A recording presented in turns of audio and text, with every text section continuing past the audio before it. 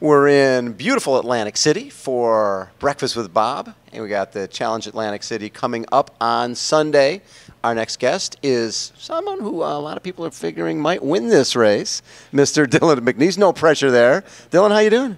I'm doing good, thanks, Bob. It's been about a year, I think, since I saw you last. So yeah, was good that to be back. In Roth? Roth, 2013, Roth. yeah. So you were, what, 13th or something there? 13th in Roth.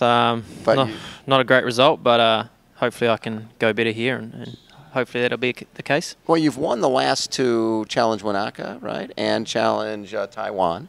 So you've got some wins under your belt. Yeah, so I'm sort of in the same position I was this time last year before Roth. Got a couple of wins to start the season, and hopefully I've learnt some lessons from last year, and hopefully I can keep the good fortune rolling. So yeah, I guess we'll find out on Sunday. So you've been in the sport for about 10 years, grew up as a swimmer. What was the transition from swimming to triathlon? What got you into it? Phone call from an old swimming coach who was doing a bit of triathlon swim coaching, and he was putting on a few sort of training camps. So he said, come along to this triathlon training camp. And, you know, originally I was like, what the hell is triathlon? Why would You didn't even know? No, I kind of knew, but I was like, why would I want to swim, bike and run? You know, like I was sick of swimming, let alone the three of them. So I went along and never looked back, really. So, yeah, good. And so did you go right from, when you went to the camp, did you go to help him out as a counselor, or did you go to? No, I went to participate, you know, do some biking and do some running. And you liked it right away? Yeah, I wouldn't say I liked it right away. It was hard, but, you know, I kind of enjoyed the new challenge, and, yeah, that was it. And your cycling seemed to come pretty naturally to you. Yeah, it took some time, you know. Cycling, I guess it's easy on the flat, you know, especially in the drafting races. I went straight into the ITU stuff, circuit, and you can sit in a group, and it doesn't really matter. The running took some time, and I kind of realised pretty early that I was never going to be the fastest runner, but maybe have some good strength there, and that seems to be the case in the iron distance racing. Did you know pretty early on that your strength was going to be the 70.3 and iron distance? Yeah, I sort of figured. I actually had a guy, as you would probably know him, Scott Molina, who helped me out when I first started, and he always said, you know, you got a big engine, so, you know, there's definitely a future in the sport for you. It might not be the shorter stuff, but I never assumed that I'd be a great iron distance athlete. I just sort of hoped and did enjoy the longer training, and it actually seems to work for me. My body seems to respond better to the longer stuff, and here I am, yeah. So, I mean, you come from, when we talk about ITU racing and world championships and Olympics, obviously, you know, with Hamish Carter and Bevan Doherty, there was sort of those guys leading the way, but on the other side you had Cam Brown. So when did you make the decision that, okay, ITU is great, but my future is in longer? When did I make the decision?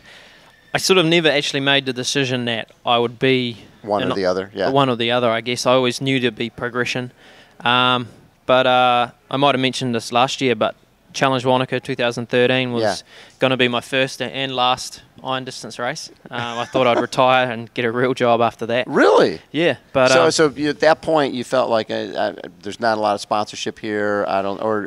Yeah, I just didn't have the results in Olympic distance and half Ironman distance. I just didn't run fast enough, and always wanted to, you know, go the full Monty. And so Wanaka was it, and it just went a lot better than I thought it would, and here I am. So did you feel that you had prepared for that race to win it, or was it one of those things that sort of took you by surprise?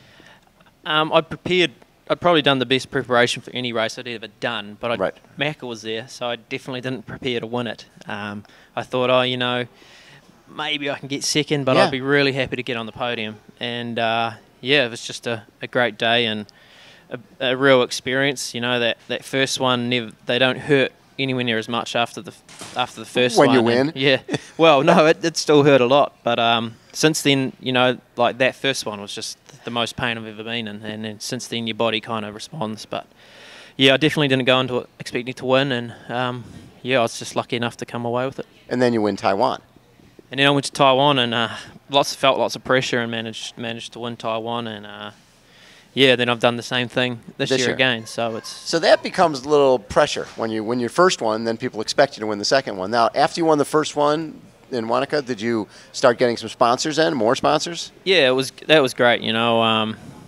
Winning, it's great to get on the podium, but winning does a lot for you sponsors-wise. And, this year at Challenge Wanaka, I've never been so nervous in my life. I just felt... Defending champion. Yeah, for me, I wanted to prove that it wasn't just a one-year thing. I could do it year in, year out. And, I was shaking on the start line. Were you really? So then when you won that, did it make it a little mellower for you in Taiwan? Yeah, since then I've been a lot more confident and a lot more comfortable that I can do it. I'm not going to do it every day. I know I'm going to have my bad races, but I also know that I can prepare well and race well. So. What are your expectations for this race? It's the third one already this year. Yes. Third full Ironman. Yeah. Wow. So for Ironman distance. I'm feeling okay.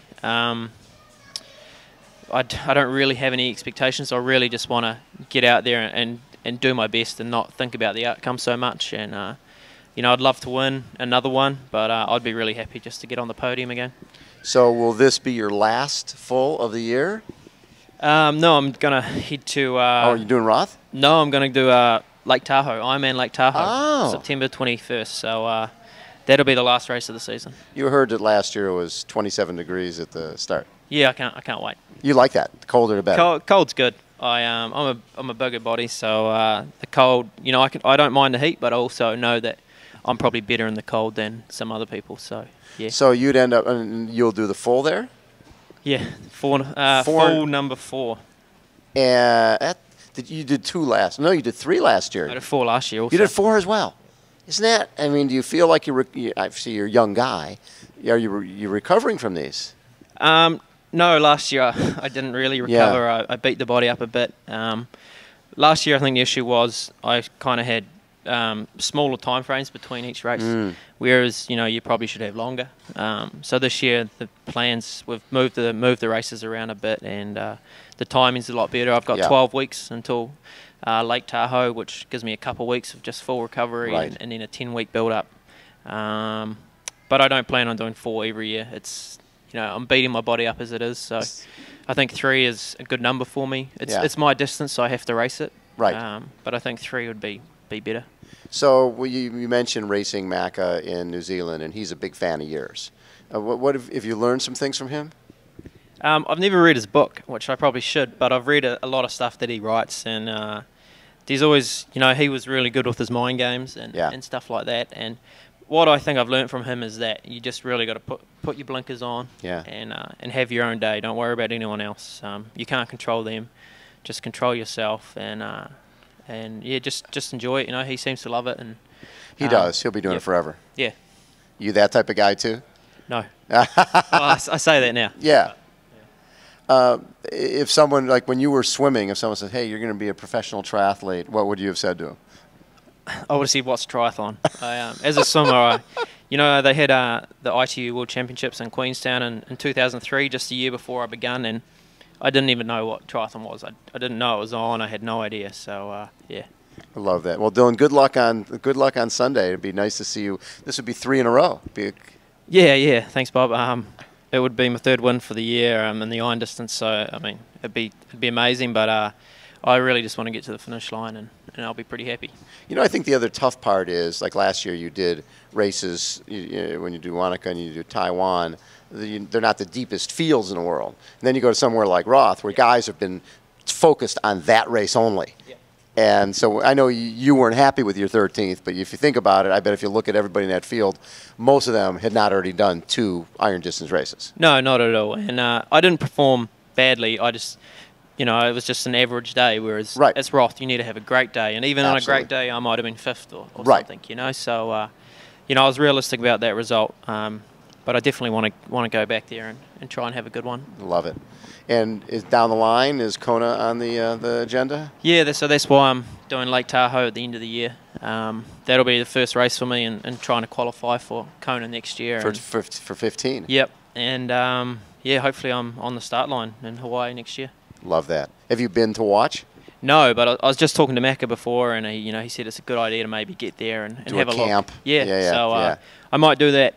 After Tahoe this year, I'll go to Kona and have a look, and It'll be nice to be on the sideline with a beer in my hand and supporting everyone else. One of those drinks with an umbrella in it. Yeah. That's always nice. Dylan McNeice has been our guest. And again, this is Breakfast with Bob. We're at Challenge Atlantic City. Hold on, everyone. We will be right back.